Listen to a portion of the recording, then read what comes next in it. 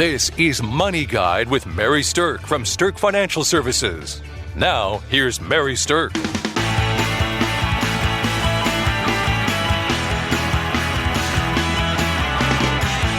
Welcome to Money Guide with Mary Sterk, and today we're talking about, are you ready to retire? And with me today, I have certified financial planner Kelsey Bankey. Welcome, Kelsey. Good morning. Okay, so are you ready to retire? That's kind of a loaded question. I think it's an emotional decision that people really struggle with. Absolutely. There's, your whole life you've been doing some kind of work for compensation and might be owning your own business, might be working for someone else. There's all sorts of things it could be. And to actually pull that trigger and do something different with your life is a big emotional point where you need to be ready for that. Most definitely. So when we look at retirement planning, we think of retirement as a three-legged stool. And that three-legged stool is made up of emotional readiness, health-related issues, and financial factors. Now, most financial advisors are only talking about the financial factors, but we want to touch on some of that emotional readiness and health-related pieces of this today too, because they all really go together. If you kind of picture a three-legged stool in your mind, and one of the legs of your stool isn't steady, your stool is going to tip over or fall over. And we don't want that to happen for your retirement. So we have to pay attention to those things. So let's talk a little bit about emotional readiness first. One of the things that happens when you are facing retirement is that your identity has been kind of created and is highly embedded in the job that you're doing. So people see themselves as a financial planner, or people see themselves as an attorney or a doctor, and they don't really know what to see themselves as when they're no longer doing that kind of work. And so it's something that you have to spend some time thinking about, is what's your identity going to be like once you're no longer doing the job that you're used to doing? Absolutely. And I've heard some interesting things surrounding this, which is definitely going to be unique to each type of career. But I was talking with a nurse, and she said, I was used to running and being needed and caring for people all the time.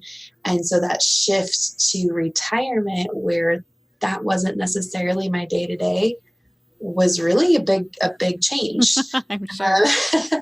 I also talked with a teacher one time, and they said, it's great because I can use the restroom whenever I want to. You have to do it on breaks. It can be little things, and it can be really big things.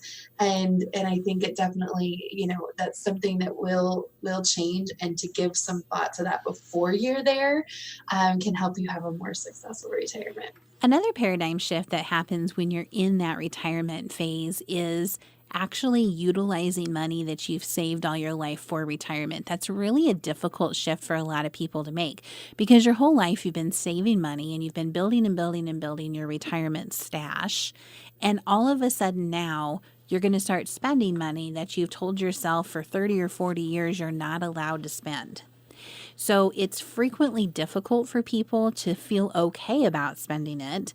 And one of the things that we see is that people still think, because they're used to doing this, they should be saving some of their monthly money in retirement for a rainy day or for retirement. And that's not true. Once you're in retirement, it's not about saving for retirement anymore. You're already there. Absolutely. Yeah, I get that question a lot. Well, how much should I be saving of my Social Security or my pension or my money that's distributing from my accounts? And the answer is really nothing, unless you are going to save a little bit per month for a annual expense. Then I could see that coming into play. But in most situations, you've retired and it's now spending the money and the incomes that you've accumulated. The last piece of emotional readiness that we really want to talk about is, if you are married, how your relationship with your spouse might change once you actually enter retirement. So for many people, if you've both been working, you've been spending time together maybe before work and after work, but not in those 8 to 10 hours during the day. And sometimes spending an inordinately higher amount of time with somebody can create a level of friction Those of you who are listening that know that's in your life are going to be laughing. But it can create a new dynamic with your spouse. And so one of the most important things that you're going to want to do is have some conversations ahead of time with your spouse about what the expectations are of what life is going to look like on a day-to-day basis with your partner. There's a lot that goes into that. And, we've talked with people who have said that they have very different goals in how they're going to spend their day, and just plan to meet up at the end of the day for supper like they have for their whole lives. And other people have full intent to volunteer together, to work together, to travel together, and to spend a lot of time together. And hopefully one of those sides resonates with you. And if one spouse feels one way and one spouse feels the other way, that's where definitely the conversation needs to be had to make sure that both spouses can be on board with what the retirement day-to-day is going to look like. We had one couple tell us that they were laughing because the wife said to the husband, "Honey, I married you for dinner, but not for breakfast or for lunch." She wanted to be on her own, to be able to do her own thing. She didn't want to have to fix lunch for anybody. She didn't want to have to be tied down to any certain schedule. And so that's one thing to think about. The other thing to think about is if somebody has been retired for a while and then the second spouse retires, that first spouse who's retired already has a pattern. They already have their habits. They already have what they're normally used to. And that new spouse retiring, while it may be a joyful occasion, it's going to upset the apple cart of the already retired spouse because it's going to get in the way of what their norm is. So having some discussions around what the expectations are for together time and for what time and boundaries need to be respected within your marriage or your partnership are really important to have ahead of time. Discuss those things before you're fighting about them or irritated by them. All right. So on the emotional readiness, I think that gives you some good things to think about. So let's focus on the second stool leg, which is the health-related factors. When it comes to health-related factors in retirement, there's a couple of pieces of this that really kind of make people stumble when they're thinking about this. The first is the health insurance side of things. The second one is the nursing home questions that surround people when they're in retirement. And the third is actually just the health-related issues in general, in terms of the fact that health issues pop up in retirement more than any other time in life, possibly. And so you have three types of issues that are connected to health that really impact people during their retirement planning. Yeah, this one, I get probably more questions on this than almost any other thing, it seems like, as people are approaching retirement. They've been having, hopefully, financial conversations for many years by this point, and are starting to get a real good handle, if they're not already there, on their income and their financial side.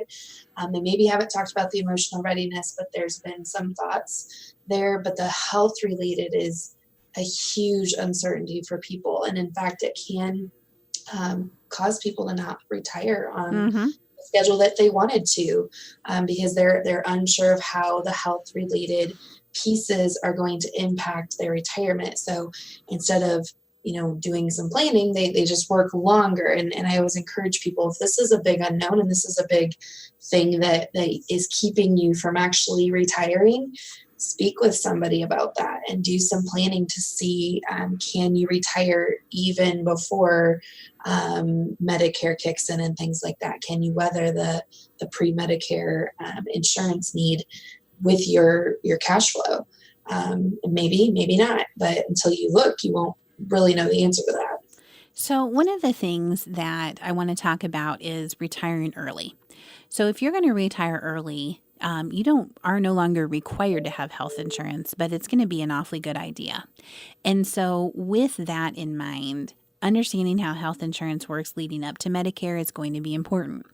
Now, if you want to be able to extend your company's health insurance up to Medicare age, you need to have a conversation with your HR department to understand if your company participates in COBRA or if it participates in something called state continuation. And different companies, depending on their size, have different rules. So COBRA typically lasts for up to 18 months, where you can extend your company's coverage for 18 months, which means that you could probably retire when you're 63 and a half, extend your company's health insurance from COBRA until you're 65 and eligible for Medicare. Now, if you do that, you have to understand that you have to pay the full freight of the cost for that health insurance. While you've been working, it's probably been somewhat subsidized, but once you go on to COBRA, you're paying the full amount. So you have to research what that cost is and how long it will last. State continuation differs in the length of time. It works the same way, but it's not 18 months. Typically, state continuation is only up to 9 months. And so you don't want to retire at 63 and a half and get a nasty surprise that you get state continuation instead of COBRA, and then you're going to have a gap. The other thing about retiring early, and Kelsey, I know that you've seen this with some of your clients even more recently, is when you have spouses who are differing ages. One spouse might be fine in that 18-month COBRA out to the Medicare age, but if they have a younger spouse, that spouse has to fill the gap. And so filling the gap with private health insurance can be kind of pricey. What's the average cost of health insurance that we see out there, Kelsey? Oh, it completely depends, but looking at that $1,000 mark per month, pre-Medicare, that's not out of the realm of what to expect. When we are budgeting with people to help them figure out how they can retire early, which is really one of our favorite things to do. My favorite. We definitely use around $1,000 a month as a benchmark for personal health insurance that's going to be needed in that gap, whether it's COBRA or whether it's individual or affordable care coverage or whatever it is. That's what we budget for, is $1,000 per person. Now, if you have health insurance that's less, that's fantastic. Or if you qualify for something that's less, also fantastic. One of the things that you can also try to do is you can try to figure out how to set yourself up to be eligible for the subsidy. So if you need private health care, then there's a dollar amount, which is in the mid 60,000s. And if your income level is under that, then you might qualify for a subsidy in the cost of your health care, and it can save you thousands and thousands of dollars a year. Well, for most people who are retiring early, living on an income of somewhere in the mid 60,000s is not their ideal number.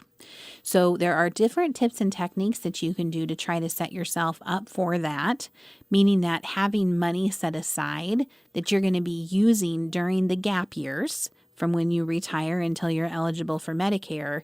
If you have a cash pool set aside in something that you can easily access without a lot of tax consequences, then you might be able to keep your income under that subsidy level, pull from your cash stash to supplement your income, and still qualify for that subsidy.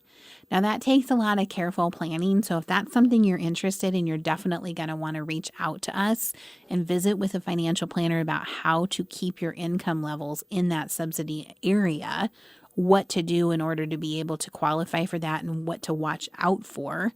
But it's something that can help people who are potentially looking at retiring early. Congratulations to Mary Sterk and the team at Sterk Financial for earning a spot on multiple Forbes lists for 8 years running, including the 2025 Forbes Best in State Wealth Advisors and 2025 Forbes Top Women Wealth Advisors Best in State. Welcome back to Money Guide with Mary Sterk, and today we're talking about, are you ready to retire? So we've talked about emotional readiness. We've dived into some of the healthcare issues, and we want to touch just briefly on long-term care. And here's the thing that I want to say about long-term care is that long-term care insurance might be something that you want to look into. And the primary reason that people might want to look into that is because an extended stay in a nursing home or with chronic medical costs can blow up a retirement plan. So when you have a lot of expenses connected to healthcare and your actual health issues, it can create an environment where so much money has gone towards that it leaves your spouse who's still healthy in a precarious financial position. So investigate whether or not long-term care is right for you. And that decision point is going to come down to what kind of quality of life needs to be there for your survivors, and how much money do you actually have in your retirement pool to know if insurance is needed or if you can actually self-insure against this because you have enough value. Yeah, what most people don't understand is in order to qualify for the state paying for it, the Medicaid part of it, you have to spend your assets down pretty significantly. And it varies by state to how far you have to spend those down. But you usually have to spend your assets down, if you're a single person, almost all the way, and sell your home. And if you're a married person, somewhere in that $80,000 range is where you have to spend it down to. And leaving $80,000 for your spouse to live on and depending on how young they are when this happens, may not provide them the lifestyle that's what they're used to, let alone comfortable, just depending on each person. So it's important to understand how you intend to pay for something like that when it comes up, and to consider the option of insuring to some capacity ahead of that while you're still able to qualify for it if you're wanting to provide a certain level of care for you or your spouse. So get some professional help with that, because knowing if you need coverage is going to depend on your own personal situation and your health and your marital situation. So because there's so many factors and there's so much complexity to that kind of coverage, I really encourage you to reach out and call us to visit about whether or not it's something that you need in your plan. Okay, with the time we have left, I want to talk a little bit about income planning, because one of the things that is true about retirement is that investing and building wealth is one thing, but turning that wealth into the most effective income streams is a completely different thing. It's a different art.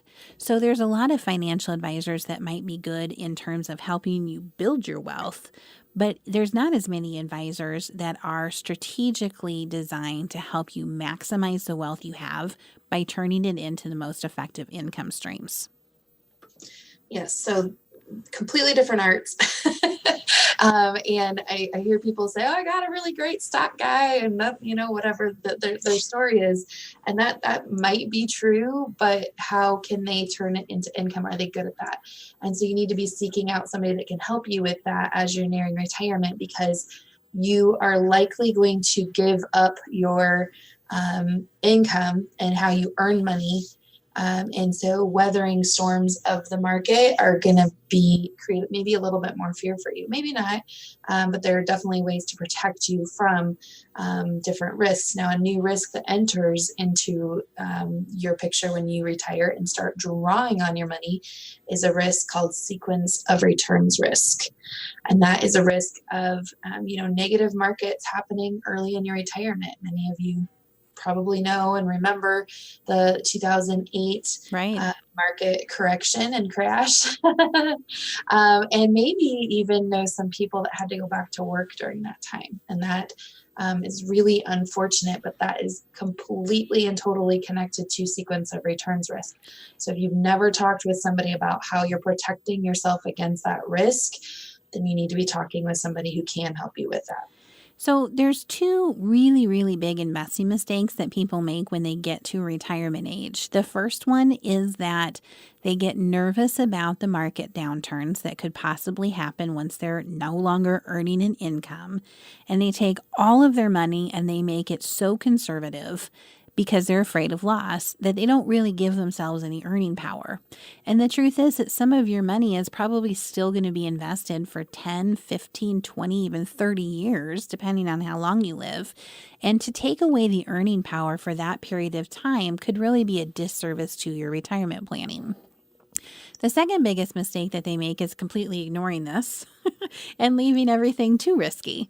And then when market downturns do happen, it puts them in a position where they do have to think about going back to work because they're reducing their retirement pool by such a big percentage when it's down to continue taking income from it. And that's the sequence of returns risk that Kelsey is talking about. So to avoid those risks, the best thing that you can do is look at the value that you've saved for retirement ahead of time and begin to create a strategy that isolates the risk in different pools of it. We call it a bucket plan. You want to bucket your money in such a way that you know where you're going to take money from and when. You want to maximize the tax consequences of doing that, or I should say minimize the tax consequences of doing that. You want to be able to make sure that all of your buckets have good performance potential inside them and that they're aligned with the right risk levels. Now, that's a lot of different things that goes into a bucket plan, but that bucket plan is designed to help you eliminate the sequence of returns risk, eliminate the problem of having to go back to work because there was a market downturn, because your income stream is now affected, and aligns the money that you have with the risk tolerances that are important for you to have. So that type of planning is something that we can do at our office. So give us a call if you're interested in doing some type of bucket planning. And so with that in mind, that's the biggest financial factor that you're going to want to pay attention to when you're thinking about that three-legged stool. So we've talked about emotional readiness, we've talked about health-related issues, and we've talked about the financial factors. And we hope that all of these things are pieces that will help you make sure that you actually, in fact, are ready for your retirement when the time is right. So thanks for listening to Money Guide with Mary Sterk. Sterk Financial Services celebrated 20 years in 2024. The views expressed are not necessarily the opinion of your audio provider and should not be construed directly or indirectly as an offer to buy or sell any securities or services mentioned herein. Investing is subject to risks, including loss of principal invested. Past performance is not a guarantee of future results. No strategy can ensure a profit nor protect against loss. Please note that individual situations can vary. Therefore, the information should only be relied upon when coordinated with individual professional advice. Securities and investment advisory services offered through Osaic Wealth, Inc., member FINRA, SIPC. Insurance offered through Sterk Financial Services, which is not affiliated with Osaic Wealth. Osaic Wealth is separately owned, and other entities and/or marketing names, products, or services referenced here are independent of Osaic Wealth. The rankings for the Forbes Best in State Wealth Advisors list by Shook Research is based on due diligence meetings to evaluate each advisor qualitatively, a major component of a ranking algorithm that includes client retention, industry experience, review of compliance records, firm nominations, and quantitative criteria, including assets under management and review generated for their firms. The Forbes ranking of America's top women wealth advisors is based on an algorithm of qualitative and quantitative data, rating thousands of wealth advisors with a minimum of 7 years of experience and weighing factors like revenue trends, assets under management, compliance records, industry experience, and best practices learned through telephone and in-person interviews. There is no fee in exchange for rankings. Forbes is a trademark of Forbes Media LLC. All rights reserved. Rankings and recognition from Forbes Shook Research are no guarantee of future investment success and do not ensure that a current or prospective client will experience a higher level of performance results, and such rankings should not be construed as an endorsement of the advisor.